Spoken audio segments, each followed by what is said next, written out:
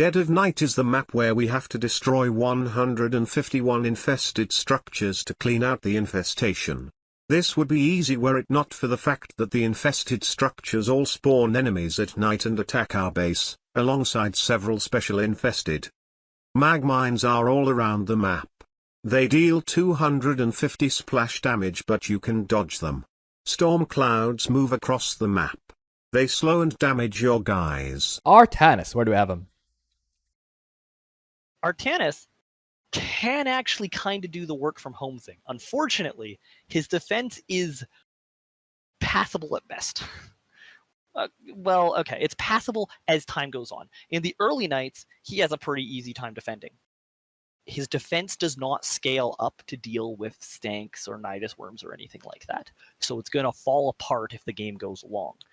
So you're going to have to do your remote clearing with P3 Archon drops and with Tempests, which is pretty effective, but you have to actually get kind of close to the mag mines with units that are expensive, Tempests, and you have to be quick because your defense won't hold for a long time. You're on a timer. He's not terrible, but he's not great.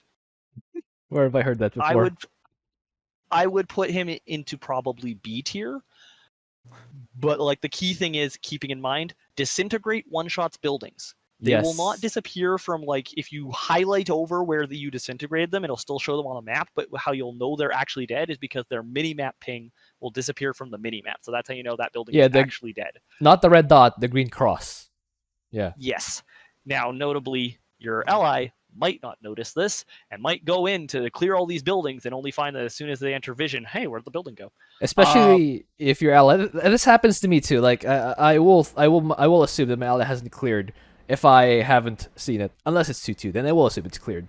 So you can get caught up by this if you have an Artanis ally. He might have been clearing with disintegrate, and you might still go in if he doesn't tell you. So that's another caveat. But yeah, disintegrate, good spell. Archon drop is useful not only because it can blow up a whole bunch of stuff, but also the Archons will pull all the mag mines onto them, and it actually takes 4 mag mines to kill each one of the Archons dropped from the sky because they have way more health than a regular Archon. Yes. How much more? At least if I remember correctly, I'm saying 4 because I'm remembering it to be 1,000 shields, but I haven't double checked recently. They're super tanky. They can like hold entire entrances on their own. Anyway. Yes. So you put him in B tier? I would say B tier makes sense. What do you think, Twotuuuu? I don't see how Artanis is better than Alarak, because Alarak at least has a defense. The Archons, like, if you're using them to clear mines, then you can't use it to defend the base later on. And then for Tempest, like, the bigger your fleet, the more chances they get hit because they're big units that move slowly, and if they're stuck in a blizzard, that's even worse. They just can't run. They will just take hits. You might even need to like emergency shield overcharge just so you don't die. So yeah, and if you're dropping like Archons, you need to get close enough with something before you can clear mines with Archons, and using the Archons, the Unbound Fanatics, just to clear mines doesn't mean that the enemies inside will all die. Some of them will still be left over. So I don't see that as a really good strategy. High Templar don't really work because they'll run out of energy. Reavers for defense are okay, but they suck at clearing because you have to walk from the front. And you don't want to go the Reaver route and the Tempest route because you don't have enough gas for all that.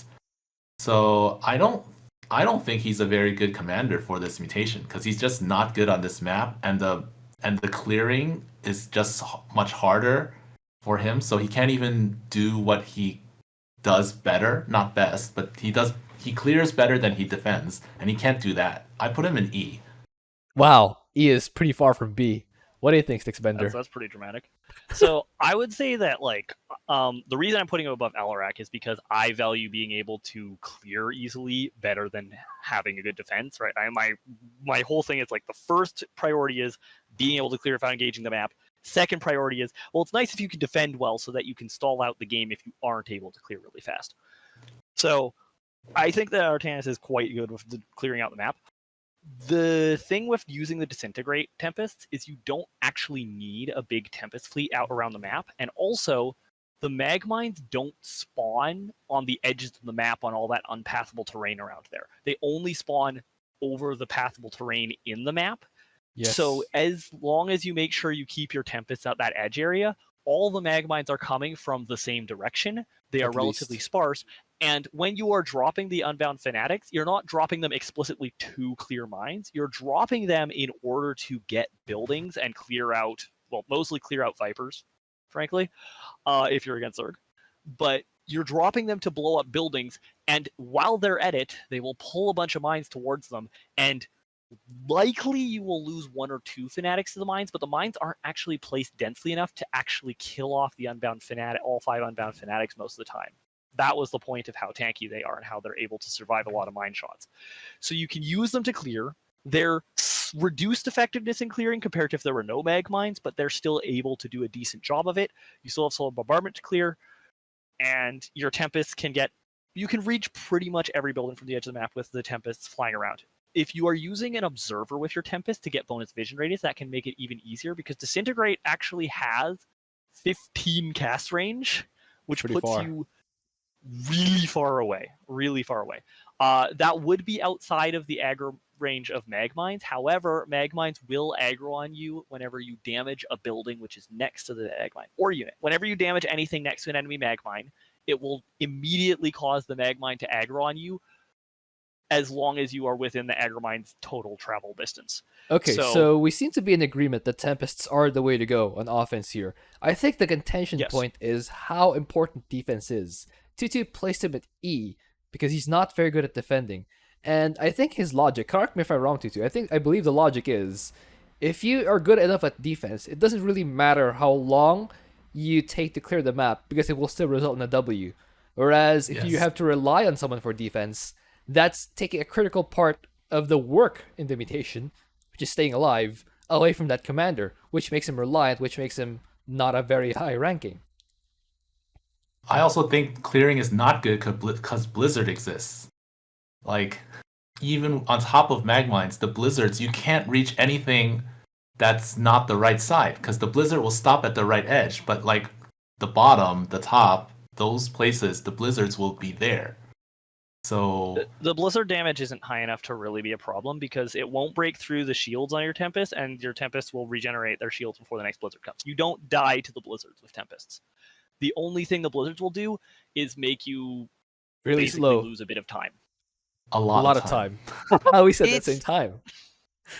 The amount of time it takes for a Blizzard to pass over a point is not actually that high. The key thing is you don't try to fly with the Blizzard. You just fly into the Blizzard and then stay behind it as you continue clearing. It feels high. It feels like a lot of time, but the reality is, if you actually add up the amount of time you take clearing on an average run of Dead of Night, Night 3 comes pretty late into the game. Yeah, around right? like 19 minutes. Yeah, 19 minutes. Yeah. But how do we... yeah, go ahead. I don't think like is the plan to like build nothing for defense except cannons because you have minerals, and then to be honest, I would probably say that you could actually tech into Reavers because you don't need that many Tempests, but what I would probably lean to for my defense is a bunch of cannons and Tempests. I would literally just leave Tempests at home. I'd have Tempest clearing. I would say that if I was doing it, I would have 2 control groups of Tempest clearing, and have one on one side of the map, and on the other, I'd like have one go sweeping up clockwise and one sweeping down counterclockwise, because they're doing a lot of just waiting for Disintegrate cooldown. And so that way, especially that means if one group of Tempest gets caught in a Blizzard, okay, you guys wait till that Blizzard passes, I'm going to go pay attention to the other group. As long as you're not trying to have both of them moving at the same time, you don't have to worry about looking away and dying to a Magmine. Okay, maybe this is a bit of a skill issue, but having 2 control groups of Tempests on either side of the map with Magmines seems like asking for trouble. While defending. That seems like asking for trouble. Like, well, keep in mind, the only time I'm worried about the 2 control groups of Tempests is during the day. Wait, the Magmines don't disappear during the day? No, but you're also not trying to move both of them at the same time, basically. It's basically the reason you have 2 groups of Tempests instead of 1 group of Tempests is because of Blizzard. I don't know. Even if there's another thing where, like, if you disintegrate a building, all the mag mines will trigger, and Yes. if there's a blizzard near you and you can't dodge it, it's like you have to wait for the blizzard. You can see the pass. blizzard ahead of time. The blizzards Yeah, don't. but that okay, slows on you the down. left wall of the map they just spawn out, but I don't think he clears fast enough and convenient. It's not even easy clearing like a Han Horner clearing. It's just like it's hard work clearing, bad defense. Like I would say clearing sounds like a B, and defending sounds like a D. I would say his defending is not that noticeably worse than Alarak's, actually. So does that average out to like C tier or something? It's possible that the real argument here is to say actually Alarak is D tier and Artanis is D tier, and they go together. If you guys agree with that, I'll make it happen. It might be that we just have to stretch out the tier list a bit. I don't think Alarak is that bad. Well, like, because your strategy requires you to use Unbound Fanatics on offense, and you're using them for defense as well. That's not. You don't have enough energy for that. I wouldn't be using Unbound Fanatics for defense because I don't think that you really need them for defense. I don't think they're actually that good for defending on Dead of Night because of how their 15-second timed life in comparison to the duration of the nighttime makes them, like, they can be helpful if one side is getting overwhelmed, but for the most part, what you want to do for your defense is just rely on cannons and tempests. Keep in mind the most threatening things that will actually break your defenses on Dead of Night is generally going to be aberrations and special infested. Yes, both of which are fine targets for tempests to be able to rip apart. Are we just screwed if we're against Terran? Because they have nukes. No, because you still, like, you can literally just, if you are watching for nukes and using an observer to be able to kill them with your house tempests. Tempests. Right, you have a just, especially since you can literally warp in observers, you have an above average ability to kill a ghost that's trying to nuke your defenses. So you'll need Robo. You still have to deal with with ghosts. Are just annoying as always. Basically, ghosts are always annoying whenever you're building static defense. So you'll need enough gas to have a group of or 2 groups of tempests, an observer at each entrance. Reavers. I don't know if the math adds. I would just defend with tempests personally instead of reavers. I would use house tempests. I don't know about that personally. And the energy thing, if you're using Shield Overcharge and Unbound Fanatics to both defend and clear mines, well, you have enough energy for that. That's why I'm saying I don't think that it's correct to be using energy to defend. I think the whole game plan here with Artanis is that you win before Night 4 gets into full swing. You're relying on the enemies not being stronger than regular Brutal to be able to defend using Artanis. Don't the blizzards go through their back entrance? I think they do. With the blizzard turn on. I think they technically turn on again before they've left the back entrance fully. Yeah, but it's not like you're trying to defend with short ranged units or fragile units. What do you think, Twotuuuu? I don't think it's like so his defense is pretty much basic, non-existent, like Han and Horner level of. No. It's not Han and Horner level. No, it's not Han and Horner level. You are underestimating the default vanilla photon cannon. Frankly, I think that Alarak is at least Phoenix level. One night more than Artanis. That's it. It's at least Phoenix level. It's not Han and. Calling anyone a Han and Horner level defense is like an insult. It's not Han and Horner level. It is an insult. Yeah. It literally is an insult. I would say it's at least Phoenix level, which is not great either. I don't think it's feasible for Alarak to survive 2 nights longer than Artanis. I'm going to be honest with you. I don't think the defense difference is that big. I think that Alarak gets 1 night more than Artanis at most, and that's it.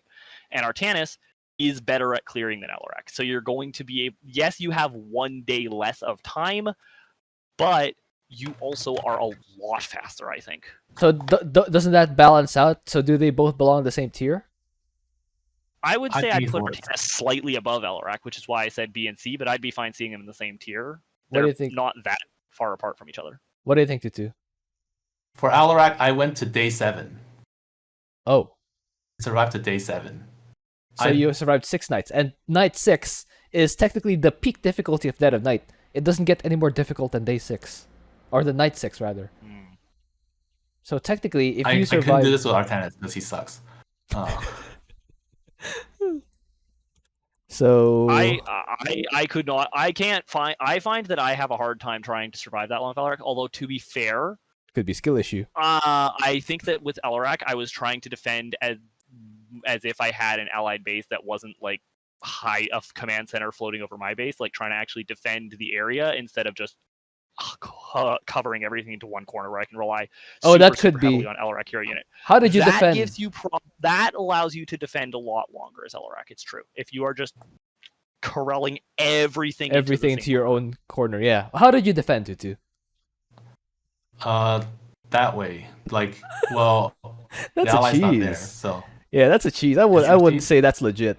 Like, yeah. I mean, so like it's kind of awkward if you to like rate I don't see that how because that's not legit. if you have an ally, on one hand, you have an ally, you have to defend a bigger area because you have to defend your ally. On the other hand, if we assume your ally isn't a complete and utter deadweight, even if you have a mediocre defense, if your ally is like even killing like 20% of the infested, suddenly now you can defend to night 6 despite the wider area because just that little bit of help from your ally makes that big of a difference. So it's like it's a little hard to judge. You also have to remember that this is this is not you. The rating is not for experts. For this is true. For semi-good people at least. So I think what I'll do for now. Okay, guys. Guys, I have to make a decision. So, how about we put Artanis in like C tier for now, and then come back later. We'll see where more commanders fall, and then make a decision based from there. All right. Okay, let's C tier for now.